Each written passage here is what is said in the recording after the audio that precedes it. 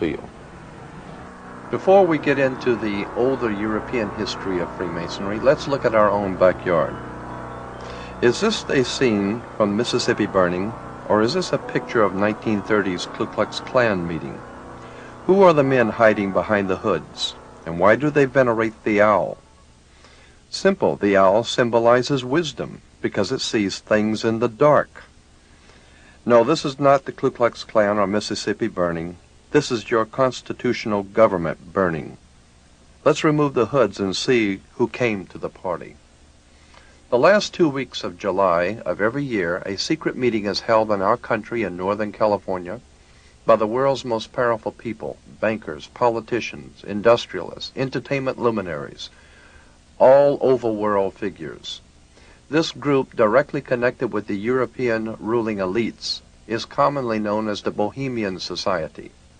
Our now famous Council of Foreign Relations, the government behind the American government, is represented here, along with members of the Bilderberger Group of Europe.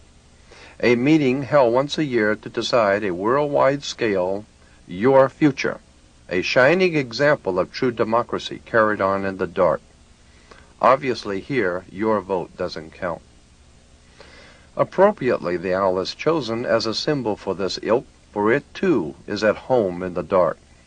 The name Bohemian carries a dictionary definition as, quote, a community of persons who adopt manners, mores, conspicuously different from those expected or approved of by the majority of society and who disregard conventional standards of behavior.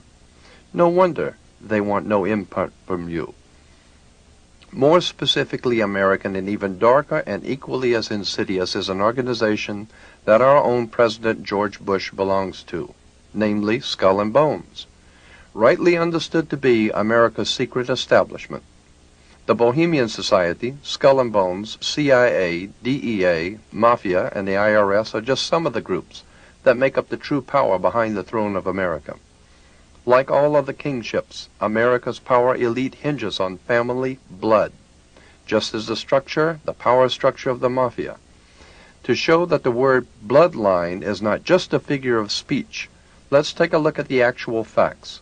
Carefully outlined here are the actual lineages of American presidents and their bloodline connected to European aristocracies of power.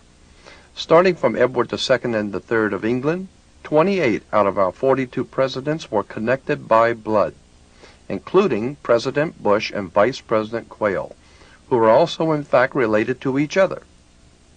Most of the 14 not connected by blood were connected by fraternal orders used by the bloodlines, with only a few exceptions, notably in disruption, the Kennedys, seeking to disrupt this dynasty of power in America. Owing to their vast financial backing and personal intellectual charisma and much behind-the-scenes political maneuvering by his father, Joe Kennedy, John Fitzgerald Kennedy was inserted into the presidency, the idea being to disrupt the status quo by establishing a Kennedy Roman Catholic dynasty, and thereby serving notice on the Freemasonic powers of this world of their unwillingness to cooperate and play by the unwritten rules. Justifiably feeling threatened, the established bloodlines of power in America removed the Kennedy threat. Official police records show that the John Kennedy assassination was closely preceded by and followed by as many as 100 assassinations, all of which were closely connected with the Kennedy family's rise to power. In our discussion of secret societies, Freemasonry, and occult orders in general, we want to talk about one that might be familiar to you, or perhaps you've heard about. It's called the Illuminati. We don't intend to spend a whole lot of time on the Illuminati, but just enough to familiarize yourself if you've never heard of the organization. It was founded in 1776 in the south of Germany by a man named Adam Weishaupt. He formulated his plans in relation to the House of Rothschild in England, Germany, France, Italy. The Rothschild banking dynasty behind the governments of Europe hired Adam Weishaupt to formulate a plan for the world at that time to accomplish certain goals for those in power. That plan came to be known as the Illuminati plan. Now, you can find most of this material in any library, any encyclopedia, under the word Illuminati, which comes from, obviously, the word illumine, to be enlightened, to be in the light. But there's a very important book that I'd like to bring to your attention called Fire in the Minds of Men. It's on the origins of the revolutionary faith. Fire in the Minds of Men, written by James Billington, is a profoundly important book in understanding the revolutionary and radical movements of the world today and how they got here and who finances them and what they're really all about. I'd like to read to you a couple of paragraphs of importance, I think, in dealing with the occult origins of the organizational arrangements, how the occult organizations throughout the world, secret societies, are organized. In it, on page 87, he says, "The story of the secret societies can never be fully reconstructed, and it has been badly neglected, even avoided, one suspects, because of the evidence that is available repeatedly leads us into territory equally uncongenial to modern historians in the East and the West.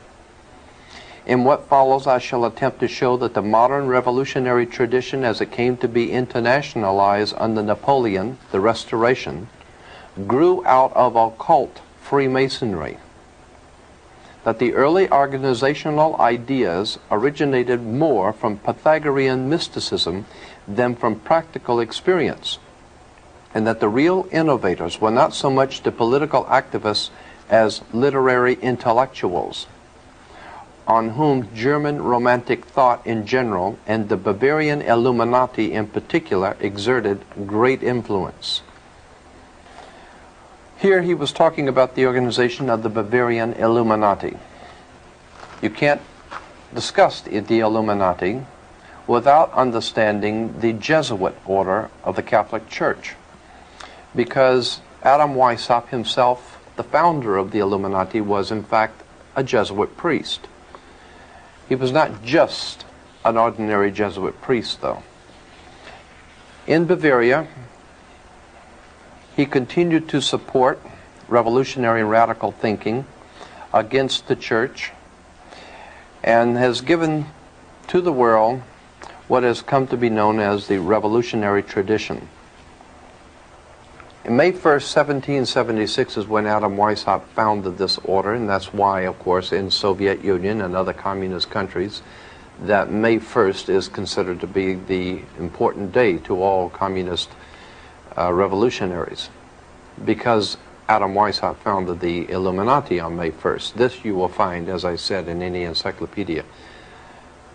The bait that was laid by Adam Weishaupt for control of peoples was a very old and tried project. It was called democracy, a people's democracy. Adam Weishaupt, like many others before him, understood that democracy has never worked, is not working now, and never will work. Basically because of the reason that people, while they could be and are the power of any government, the people are always the power of a government. And that on the surface, democracy seems to be the best of all possible worlds. Democracy is a very bad form of government because the people can be misled. Because democracy means, it comes from the word demos, meaning mob. A mob in the street is a demos. Demosocracy, ocracy meaning rule. Demosocracy or democracy means mob rule. You might say that true democracy is like 35 whites hanging one black. That's democracy, the rule of the mob. Now when we put it into more Americanized political terms, it's the rule of the people. And while that may sound good in print, the founders of democracy in our modern day form realized that the people can be manipulated into accepting whatever they want the people to accept. Let's go on with this subject of the Illuminati and its symbols. You will find the symbol of this secret society on the back of a $1 bill. On the back of the dollar bill, on the left-hand side, you will see the pyramid with an all-seeing eye, the eye of Horus, the Egyptian god of light, the Egyptian god, God's son. And you will see beneath the pyramid 1776 spelled out in Roman numerals, and the words Anokopias over the top of the pyramid. Anokopias is translated to mean our enterprise. Anut, our enterprise. Kopias is translated to mean has been crowned with success or is crowned with success. Therefore, Anokopias is our enterprise is now a success.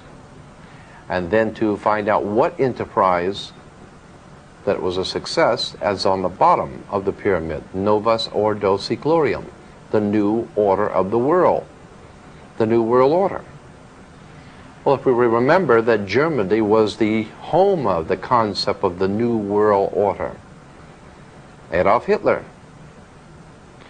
his entire motivation was to establish a new world order.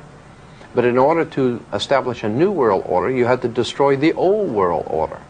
And that is exactly what Hitler set out to do, destroy all of the old aristocracy, power bases in Europe, and set up a new world order. Which brings me now to the Masonic lodges in south of Germany and their connections with the French Revolution. And there is tremendous amount of information on that subject, and we're not going to go into it today. Suffice it to say that there was a tremendous amount of Freemasonic activity in the French Revolution, in the Mexican Revolution, in the American Revolution, and on all other revolutions going on throughout the world.